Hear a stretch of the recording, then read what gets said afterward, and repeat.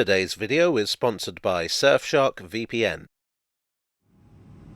The Central Line of the London Underground is an interesting one, which pioneered a lot of features that we take for granted today. Of course, the evolution of anything has its failures and dead ends, and today I'd like to talk about one of those. The Central Line opened as the Central London Railway in 1900. It was powered by electricity from the start. In those days, electric traction was still relatively new. Railway engineers were still getting the hang of it and how best to take advantage of this new technology. The first underground railway to be electrically powered was the City and South London Railway, which opened in 1890. The trains on this railway were formed of a locomotive hauling 3 carriages. In 1893, the Liverpool Overhead Railway pioneered multiple units, that is, trains where the motors were built into the carriages rather than on a separate locomotive.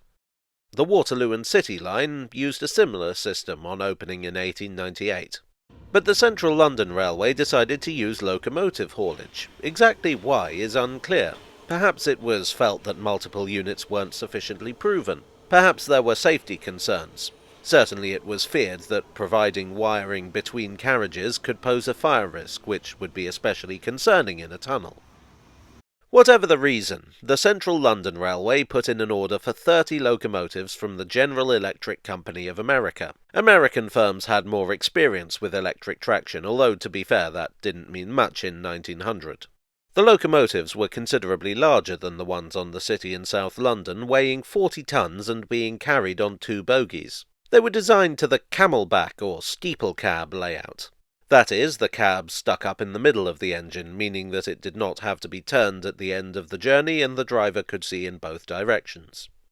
The engines weren't entirely new conceptually. They were actually based on locomotives that General Electric had built for the Baltimore and Ohio Railway to haul trains through its Howard Street Tunnel. These had successfully operated since 1895 at speeds of up to 49 miles per hour. They were evidently considered pretty impressive because both the Buffalo and Lockport Railway and the Chemin de Fer de Paris à Orléans ordered similar locomotives for their own electrification programs.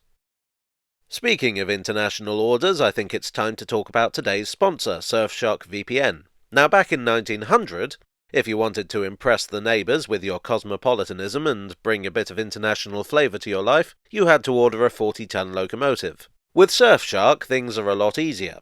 With servers in over 100 countries, you can use your VPN to access streaming content from all over the world, as well as get around regional blocks and censorship. If you're shopping online, whether for 40-ton locomotives or anything else, you can use Surfshark to unlock region-specific deals and get the best possible price.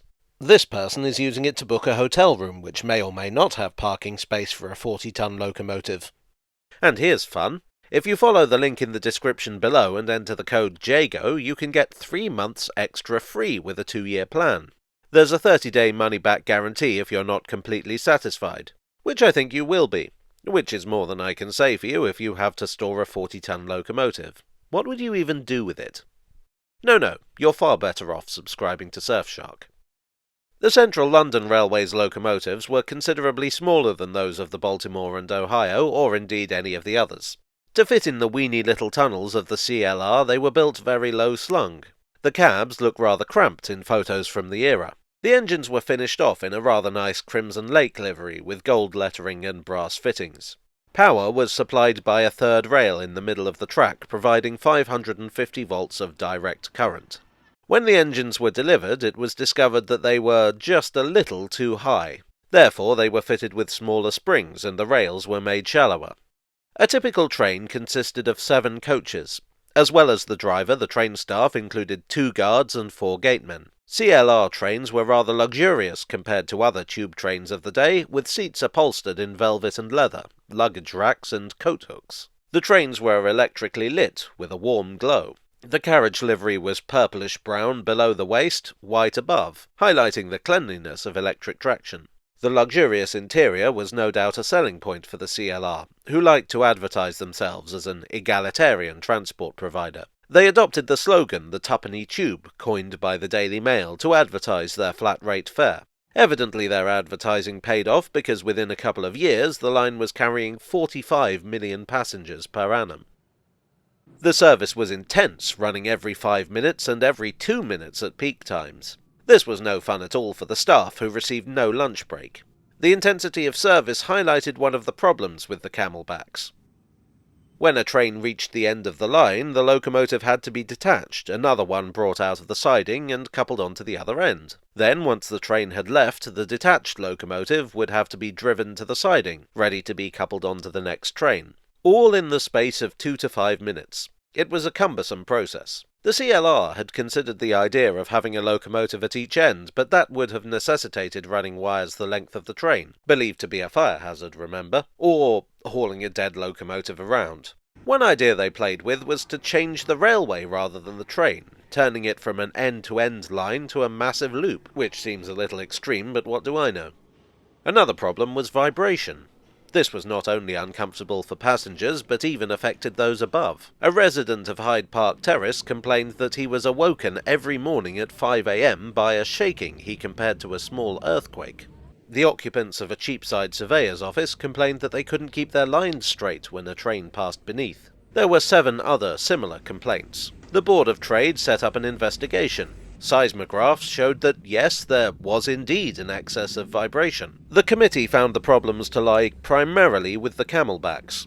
The motors were mounted directly to the axles without gearing, and of course you will remember that the engines were less well sprung than their builders had intended. The fact that the track was not very rigid and had shallow rails did not help matters at all. So the CLR carried out experiments. They rebuilt 3 locomotives to geared transmissions. At the same time, they fitted out 4 of their carriages with motors and the necessary equipment to operate them as multiple units. The committee got their seismographs out again. The geared locomotives were a success, causing only 1/3 of the vibration of their gearless compatriots. But the multiple units were an even greater success at 1/5 of the vibration. In 1902 the recommendation was made to do away with the Camelbacks and replace them with multiple units. So that is exactly what the CLR did, almost immediately. 2 locomotives were kept for shunting until 1939. 2 more were sold to the Metropolitan Railway for experimentation. Some went into industrial service, and the rest were broken up for parts. None survive today. The multiple units paved the way for the rest of the Underground, and the basic format would be adopted by just about every other subsequent tube line. The Camelbacks were an experiment in motive power for a form of transport that was still relatively new, but ultimately it was an experiment that failed.